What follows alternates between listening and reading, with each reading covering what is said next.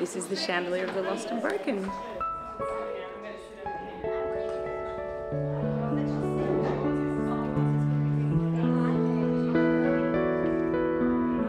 The whole idea was shining light into dark corners, and the chandelier being a collective memory of stories. And some of them can be really sad, and some of them can be very quite profound, and others can just be really light and silly. So we're assembling it by making the cups that go all over the parts of the chandelier, and then, so we're making cups, and then we're making length. Other people have made already in the workshops. My name's Victoria Spring. I'm a jewellery designer, and I've been making jewellery for almost 30 years now. I've always made pieces out of broken pieces and loved the story of maybe where they've come from, and made up stories to go with the pieces, even if they're just little fairy tales. Green. Welcome, welcome. So we've invited people to come today to help create the chandelier. So they're bringing a piece of jewellery, and then they're putting it on the chandelier and putting it on. We've got little cups here, which are, they sit, the light goes here, and so the cup sits here, and we have the beautiful jewels kind of adorning the cup. And we're also making big, long lengths that people are adding things to. So we've got crystals already, we've got some, and they're all glass. We've got some incredible pearls, we've got such beautiful things here. So people are contributing by bringing a piece of their own in and adding it to it. And then they're also adding a little story. So they're writing a little story to go with it, and that's going in a book. So we just scrapped book a few of these. My mum used to go to a weight loss group called Fatties. When she reaches certain goals, she was given these gemstones. I don't have scales in my house or talk to my daughter about weight loss, as I grew up with an eating disorder.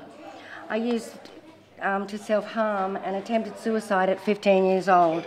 I was depressed and anxious throughout my life, and when I saw the effect of my uncle's suicide, I knew I could never leave my family and let them suffer and blame themselves. So I thought that it was a really great vehicle to talk about mental health issues, and just as and personally sort of what I've been through. Because everybody has been touched by somebody with a mental health problem, or knows somebody who's been in touch with suicide. So he sat here and told the story of how they felt about losing the baby, and he made this piece, which was really beautiful. 20 years ago, actually, we went to Italy, and they have earring shops there, and I bought a pair of earrings with the little cherubs on them. And I gave one of the earrings to a friend in England that we visited. Eventually the little cherub broke off, and so I've just carried him around as a memento, and I just thought that rather than let him sit in my jewellery box and not be seen and not be used and not get any exposure, I thought he could just sort of be involved in this project, because, and then I'll be able to remember that that's where he is, and I'll be able to think to myself, I know where that piece of Italy is. Yeah, I'm going to try, but I want to put one of these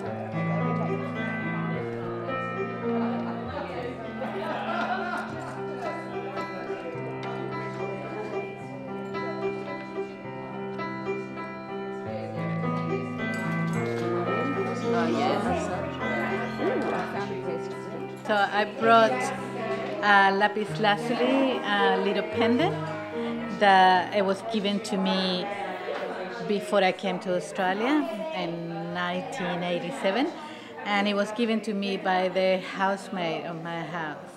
And she's an amazing woman, and I don't know if she's still alive or she's dead, but the main story that I remember that she told me about her life was when she was really young, she fell in love with this guy and they married. And the honeymoon day, they were making love, and they couldn't undo themselves anymore. They got stuck, and so they have to call the ambulance, and the ambulance took them to the hospital, and they finally they got separated, but she never saw him again. So she never married again, and she became a housemaid since then. It was a piece that my daughter bought me when we lived in Santa Fe, and it was a birthday, and I really loved this earring, and it meant a lot. And I unfortunately, about a month ago, came home and realised I only had one in my ear, didn't have the other one.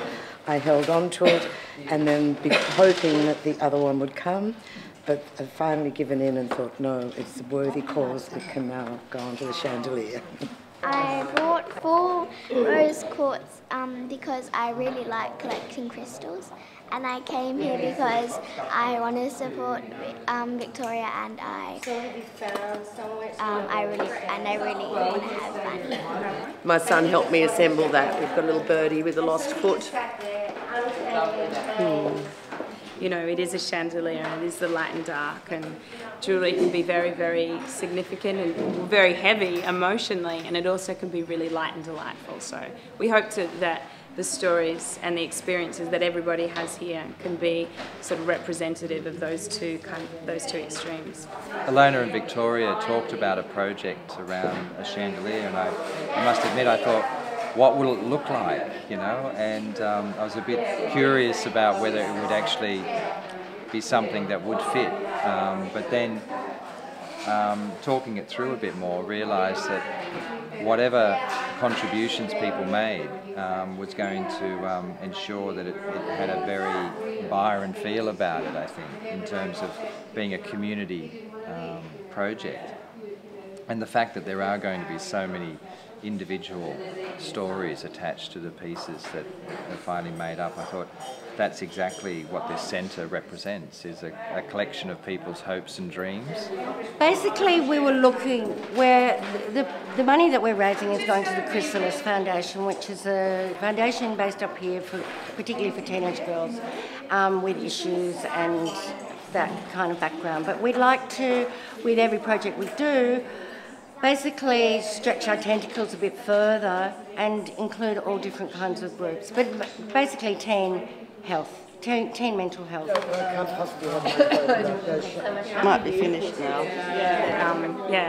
It's fine. The vision is being realised, and a really plain, still very pretty, but plain chandelier is going to be festooned and made colourful, and yeah, I'm very excited about that.